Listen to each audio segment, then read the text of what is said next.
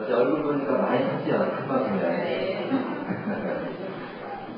요즘 이제 일하느라고 햇빛에 늘 노출돼 있고 이러다 보니까 얼굴이 좀 많이 탄 것 같아요.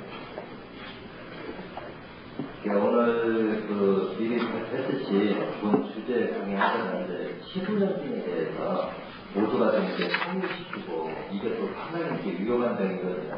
그래서 혹시 이해를 좀 잘못하고 이러시는 분들이 실수를 좀 해가지고 그게 좀 고소시에 오고 이런 경우들이 좀 있더라고요. 그래서 시부전증에 대해서 여러분들이 예전에 교육을 받았지만 다시 한번 이제 재점검하고 주의점에 대해서 좀 이렇게 짚으려고 이렇게 보시기 강의 주제를 삼았어요. 그래서 이제 앞으로 이렇게 모임 이수 때에는 한 가지씩 이렇게 선정을 했어요. 이제 다음 할 때에는 좀 암을 주로 다뤄볼 계획이고, 그 다음 할 때에는 우리 인체나 좀 혹들에 대해서요. 이게 병이 중병을 위주로 해가지고 우선 수술해서 이렇게 보수교 이렇게 한 번씩 이렇게 한 분야씩만 이렇게 좀 다뤄볼까 생각해요. 여러분들이 그동안에 교육 받아서 어느 정도 이렇게 진단하고 있는 책에 나와 있는 얘기는 좀 간략하게 이렇게 넘어갈게요. 우리가 신부전증이라고 하는 병에 대해서 여러분들 그동안에 교육 쭉 받아본 건 어때요? 근데 여러분들이 인터넷에서 교육을 하거나 임상실험을 이렇게 해보면은 어떤 사람은 잘 맞았던 효과가 잘 나는데 어떤 사람은 또 고생하기 심하단 말이에요. 근데 이거를 구분을 잘 할 줄 알아야 되고 또 환자한테도 그거를 교육을 하기 해서 임상에 들어가기 전에 충분하게 그걸 이해를 하고 있어야 돼요. 그래도 그게 이해가 안 된 상태에서 어떤 이제 예측하지 못한 현상들이 이제 일어나면 그거에 대해서 불만을 갖고 엉뚱한 행동으로 나타나고 이제 이래가지고 오히려 교육하시는 분들이 일선에서 이제 고생을 하고 이런 경향들이 많아요. 그래서 특히 신부전증 하면 어때요? 신장 기능이 보통 사람보다 많이 망가졌을 때 나타나는 현상이죠. 그래서 이 신부전증이라고 하는 게 여러분들이 이해를 잘 할 필요성이 있어요. 뭐냐면 우리가 보통 그냥 신부전증 하면은 투석할 정도가 신부전증이다 이렇게 생각을 할 소리가 많은데 따지고 보면은 우리 몸에서 일어나는 대부분의 현상들이 따지고 보면 신부전증 전초전이다 이렇게 봐도 이게 정확한 표현이에요. 이게 왜 그러냐면 한번 신천사를 지금까지 쭉 앵무새처럼 수상하게 신장 기능이 떨어지고 그 합병적으로 간 기능이 떨어지고 이로 인해서 신장 기능이 얼마 떨어지면 간 기능이 얼마 떨어지면 무슨 병이 무슨 병이 이 공식이죠. 그러면 항상 들어가면은 신장 기능이 먼저 떨어지고 합병적으로 간 기능이 떨어지고 신장과 간 기능이 동시에 떨어졌을 때 그것이 또 약하게 떨어질 때 강하게 떨어졌을 때 병 증세마다 다르게 나타난다. 이제 이렇게 보면 된단 말이에요. 이렇게 보면은 우리 인체에서 질병이 오는 게 거의 8, 90%는 신장 기능이 떨어진 합병증으로 오는 것이 8, 90%다 이렇게 알면 돼요. 근데 이제 이 병원에서 우리가 신부전증이라고 이제 진단을 하려고 하면은 어느 선까지 오면 신부전증을 진단하냐. 이제 이게 중요한데 보통 우리가 피의 흐름은 세계에 일어났어요. 정상적인 사람을 100으로 볼 때 약 30가지 기능이 떨어졌을 때 우리가 신부전증이라고 한다. 그러면 신부전증이라고 이미 진단을 할 때 우리가 신장이 망가지는데 1에서 5까지 가서 5까지 떨어지면 신부전증은 아니에요.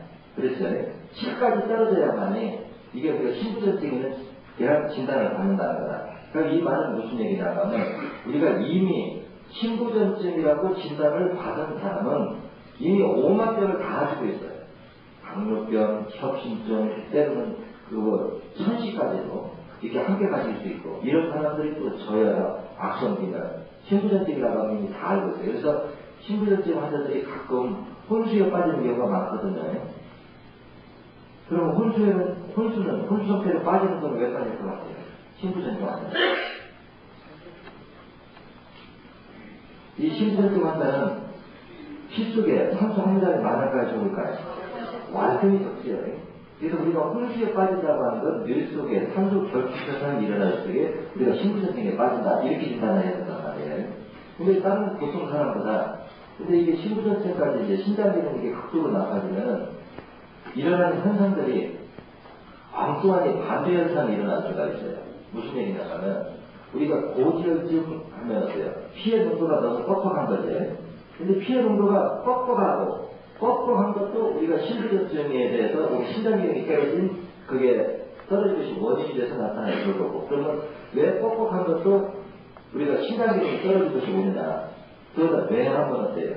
특히 이것이 우리가 요산의 어떤 질병을 일으킬 적에 그 나타난 결과를 여러분들이 부분적으로 이해를 해주면 되거든요. 무슨 얘기냐면 우리가 요산 수치가 올라가고 산소 함유량은 상대적으로 낮아진다. 이건 이제 공식이죠. 근데 산소 함유량이 낮아져가지고 산소 부족으로 체세포가 소화 능력이 떨어져가지고 장에 섭취한 영양분을 먹어치우지 못해서 먹어치우지 못한 만큼 그 영양분이 혈액에서 축적되어 가면 이게 고지혈증이란 말이에요. 그렇죠? 그래서 이거 산소 함유량이 우리가 정상이 제로로 봤을 적에 한 40이나 50% 산소 함유량이 낮아졌을 적이 나타나는 현상이란 말이에요. 고지혈증이라고 하는 건. 근데 이것이 한 60%까지 낮아지면 어떻게 될 거냐? 산소 함유량이 낮아지면 이제 한번 그런 생각해 보세요. 체세포가 소화 능력을 잃었다고 하는 것은 못 먹었다고 하는 것도 되지만 배설물에서는 산의 농도가 높아질까요? 낮아질까요? 네, 불완전 연소 물질이 많기 때문에 높아질 수밖에 없죠. 그러면은 이 산이 한 6이나 7까지 가버리면 또 어떻게 나타날 수 있느냐? 오히려 그 산이 지방 단백질을 완전히 산화시켜가지고 악성 빈혈로 만들 수가 있다는 얘기예요. 그러면 이걸 여러분들이 이제 예측한다고 하면은 이해할 수 있는 게 이제 뭐냐면 그러면 악성 빈혈하고 고지혈증하고는 어때요? 원인이 같죠? 결과는 이게 깐편으로 피 농도가 너무 뻑뻑하고 완전히 묽은 상태지만 원인은 역시 이게 산소 부족이고 산소 부족의 원인은 쉽게 얘기하면 혈액 속에 요산 그 수치란 말이에요. 근데 수치가 낮을 때 일어나는 현상과 높을 때 일어나는 현상이 이것이 두 가지가 사투라도 아주 얼마 차이가 나지 않는다는 얘기야. 그러면 이거를 우리가 이제 해결 방법이 있어요. 근데 여러분들이 이제 이런 사람들이 조혈기능을 잘 될까요, 안 될까요? 이거 100%안 돼요. 조혈기능이. 그래서 대체적으로 의학상 우리가 비만은 신장기능이 떨어진 합병증이다. 심사사회에서는 이렇게 적용을 내리죠. 그러면 비만인 사람이 우리가 체격이 적당히 마른 사람을 사회했을 때와 뚱뚱한 사람이 사회했을 때에 보통 생각하면 어때요? 뚱뚱한 사람은 피해가 양이 많으니까 사회를 잘 견딜 것이다. 이렇게 생각을 하죠. 근데 실제적으로 뚱뚱한 사람이 사회를 하면 오래 못 견디고 조혈도 안 됩니다. 왜 안 되느냐? 이미 비만이 됐다는 사실 자체가 이미 신장기능이 떨어진 합병증으로 결과로 병으로 나타나는 게 비만은 쉽게 얘기하면 병의 원급이에요. 병이라는 얘기야. 그러면 여러분들이 우리가 신부전증이 대체적으로 온 사람들이 보면 열의 9은 뚱뚱해요. 근데 신부전증 환자가 갑자기 체력이 쭉 빠지다. 갑자기. 사회를 안 하고 일반적인 상태에서 살이 쭉 빠진다. 이건 무엇을 의미하는 줄 알아요?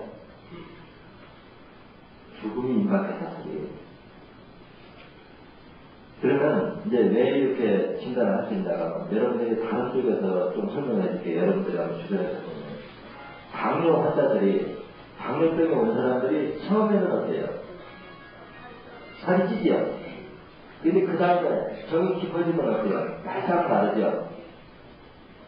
신천사에서 어때요? 당뇨병의 환자가 빼싹 말아먹고 고치기가 어렵다. 그렇게 이미 골수에 맺힌 거란 말이에요. 그와 마찬가지로 이런 현상들이 왜 일어나냐고 하면 사람도 살다 보면 어때요? 조금 어려울 때에는 자기가 노력을 해서 그것을 해결을 하려고 노력을 합니다. 근데 완전히만 이걸 엉망으로 수습할 방법이 없으면 어때요? 포기해버리죠. 근데 우리가 이런 생각들이 우리가 영적으로 뇌에서 하는 것 같은데 실제는 그 체세포에서 전달되는 마음이거든요. 이게 무슨 얘기냐 하면 우리가 신장 기능이 떨어지고 요산 수치가 높을 적에 그 요산을 희석시키기 위한 수단으로 수분을 끌어모을 적에는 의지력 가지고 한단 말이에요. 근데 이게 더 많아져 버리면 포기하면 어떻게 되느냐?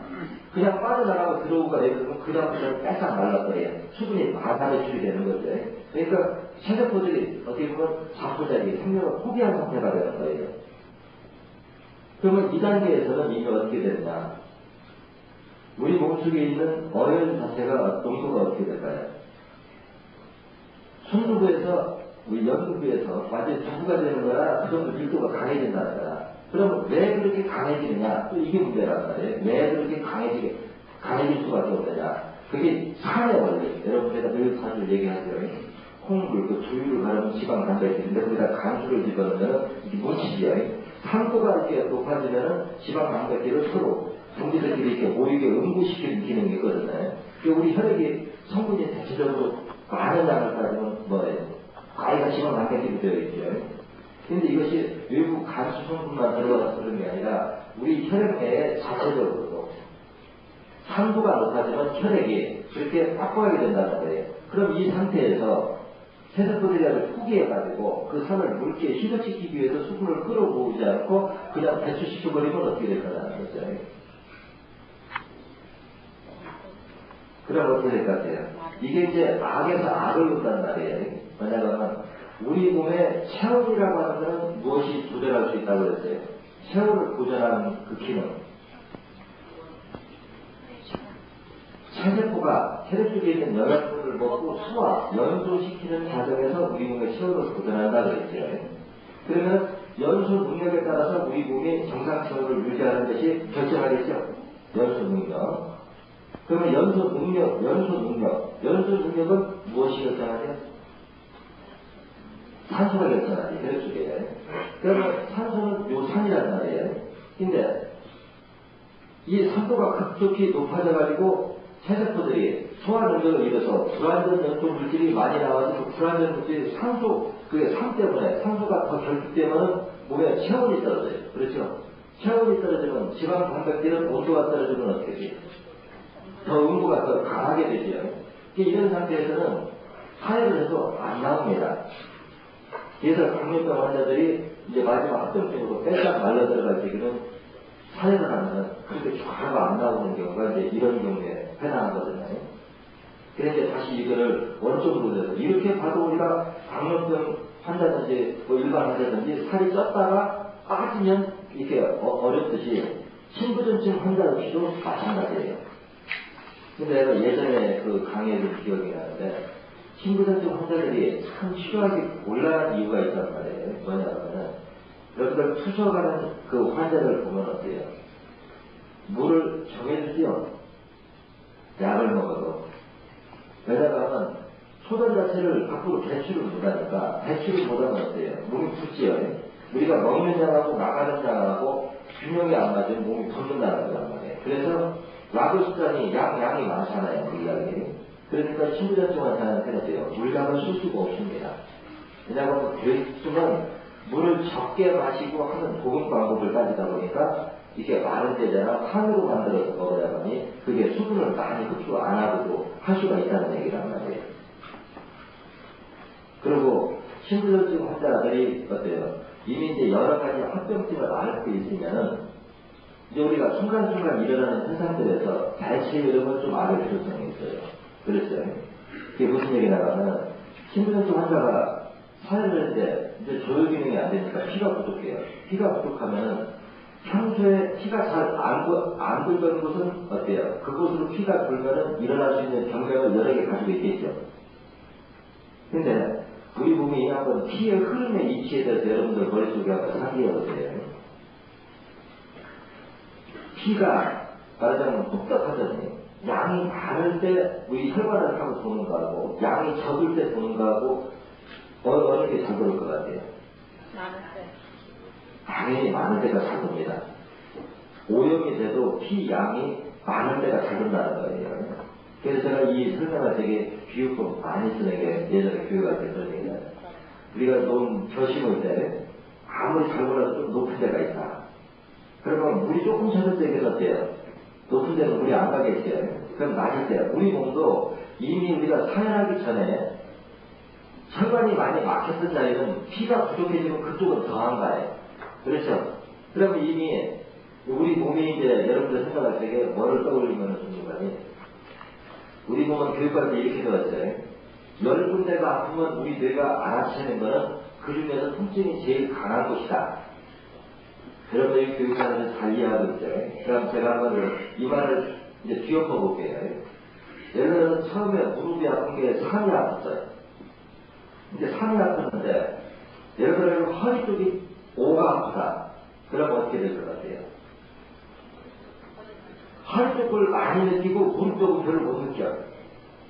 또 예를 들어서 어깨 쪽이 이제 7이나 8이 아프다. 그럼 어떻게 될 것 같아요? 거기만 아픔을 느껴요. 그게 해소되면, 그래서 내가 이걸 비유법을 쓸 때, 한 국가를 우리가 통치할 때 대통령 입장으로 가서 어디에서 데모를 하는데, 이쪽에서는 10명이 데모하고, 한쪽에서 50명이 데모한단 말이에요. 그럼 10명 데모하는데 관심이 없어. 50명 데모하는데. 근데 또 한쪽에서 보니까, 100명에서 데모한단 말이에요. 그러면 온 게 이렇게, 그쪽이 아프다는 사실은 뇌에서 알고는 있지만, 집중은 통증이 제일 강한 곳에 우리들은 본능적으로 집중하게 돼 있다고 얘기한 말이에요. 그렇죠? 내가 이 얘기를 왜 해주는 거니, 우리가 어떤 큰 병에 걸렸던 사람이 살면서 아픈 일을 한번 그 자리를 서열해주면 틀림없이 그거보다 덜 아픈 자리가 나타나게 돼 있다는 거예요. 그렇죠? 그러면 이미 우리가 신부전증까지 왔다고 하면 그 환자는 여러 가지가 막힌 부위들이 많은데, 만약에 이거를 우리가 사회를 해서 피가 부족했을 적에 어떤 현상이 나타나느냐는 얘기예요. 어떨까요? 평소에 의식을 하지 못했던 데가 막 이렇게 나타나게 돼 있죠. 그러면 거기를 막 쫓아다니면 어떻게 될까요? 이건 자가능입니다. 그게 제가 예전에 그 환자들 치료하고 할 적에 그런 말 하거든요. 한 군데만, 예를 들어 신부전증 환자한테 이제 8분간 이제 집중적으로 살더래요. 근데 막 머리도 아프다, 다리도 아프다. 그러면 설명하기는 어려운 거라고. 거기 아파서는 안 죽는데. 그러니까 거기는 더 아파도 다리 아파도 사람이 죽지가 않는다. 사실 살고 가야 될 거 아니야.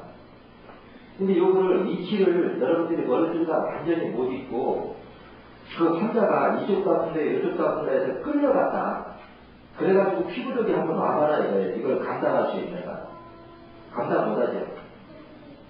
그렇기 때문에 절대 그걸 끌려다니면 안 된다 하는 거를 여러분들이 꼭 이렇게 주의를 해야 되고, 근데 이제 이것도 끌려가는 것도 어떤 건 끌려가줘야 되고 어떤 건 끌려가지 말아야 될 게 있어요. 그렇죠?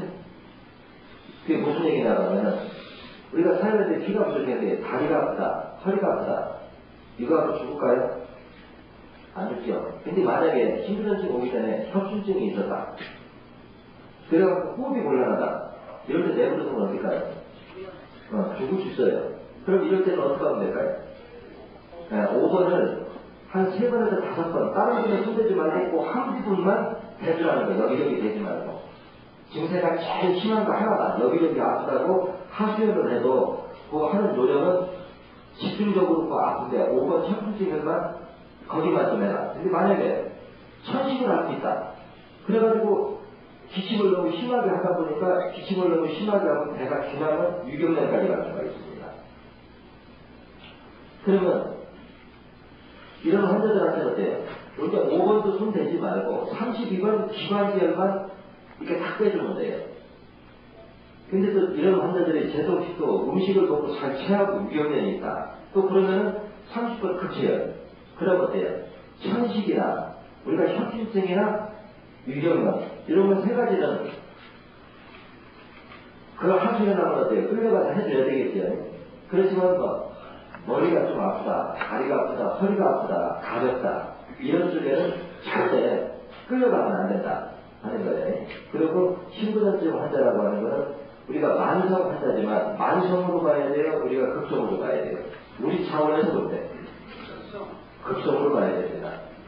그래서 신부전증 환자는 항상 사회가 되었잖아요. 보통 일반 환자는 우리가 236을 빼서 6번에서 어혈과 생혈이 한 50% 정도 비율이 되면 8번으로 넘어갈 수 있다. 이 얘기를 뭐냐면, 우리가 좀 빨리 갈 때 이렇게 가요. 가장 완벽한 거는 6번 다 빼고, 그 다음에 8번 빼고 이러는 게 좋은데, 너무 이렇게 그렇게 하다 보면 시간이 오래 걸리면 조금 융통성을 발휘할 수 있는 게 한 50대 50 정도 할 때 좀 변형을 줄 수가 있다는 얘기예요. 그러면 신부전증으로 진단을 받으면 6번이 아니고, 그냥 처음부터 8번만 그냥 빼면 돼요. 근데 3번을 빼면서 8번을 빼라고 한단 말이에요. 그러면 3번이 신부전증에서 유리에서 3번을 빼라고 그럴까요? 아니면 빼봐야 어혈 양이 많지 않으니까 빼라고 하는 걸까요? 그렇죠.